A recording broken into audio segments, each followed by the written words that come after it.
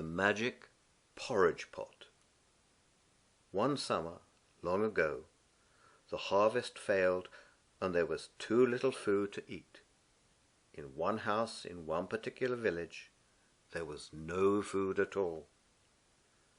Maisie lived there with her mother.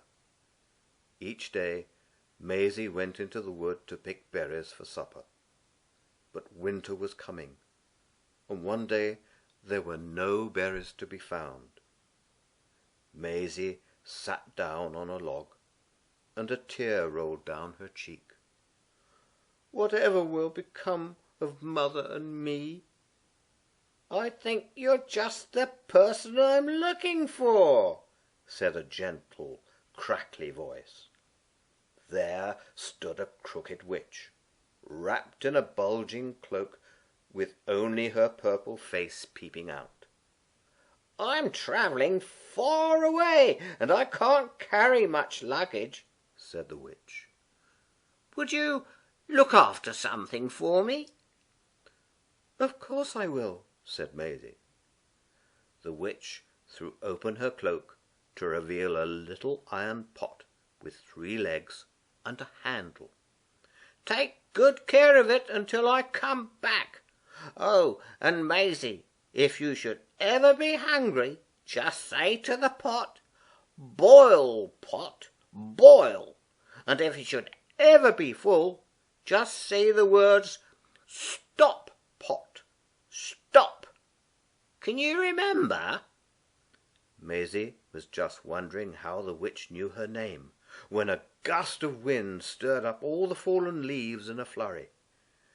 When they settled, the witch had disappeared.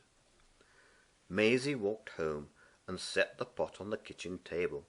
"Look, mother, we must take great care of this. I think it might be magic."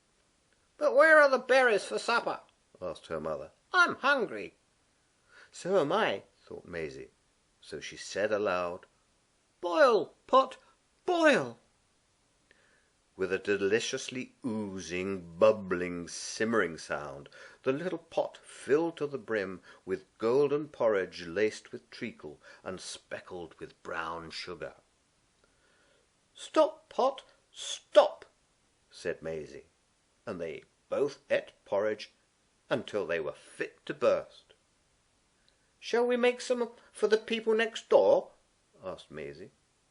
"No," her mother slipped the little iron pot under the table. "No, this is our secret.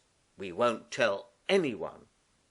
The next day, after the pot had given them both a delicious breakfast, Maisie went out to play with her friends at the other end of the village. Lunchtime came, and Maisie's mother began to feel hungry. She took out the pot and looked at it greedily. "Boil, pot, boil," she said, and at once the iron pot filled to the brim with porridge. "That's enough, thank you very much." But the pot went on boiling. It went on boiling until it had spilled all over the table. "Oh dear! Halt, pot, halt!" But the little pot kept making porridge until the kitchen floor was covered. Maisie's mother climbed on to a chair. "Don't, pot, don't!" she begged, but the flow of porridge washed her chair out of the door. Soon the whole house was full of porridge. It came bubbling out of the chimney and slopping through the windows.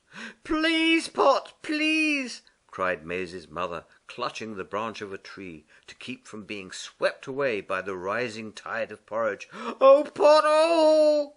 All through the village, people rushed out of their houses. "What's happening? A porridge flood! Quick, run for the hills!" The noise and commotion reached the other end of the village, and Maisie ran outside.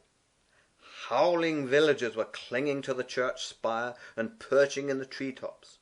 In the distance she could hear her mother's voice shouting, "Help, pot! Help! No, pot, no!"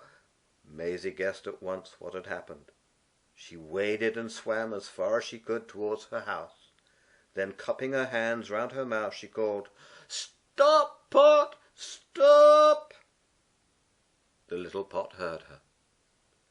bubbling stopped, and the village fell silent under a sea of cooling porridge. But the magic porridge tasted delicious, even cold. The villagers ate their way from the top to the bottom of it. It took them all winter. In spring, the witch returned for her little iron pot. "Did you take good care of it?" she asked Maisie, her crinkled eyes twinkling. "No, I didn't," said Maisie, and her eyes twinkled too. "But it certainly took good care of us."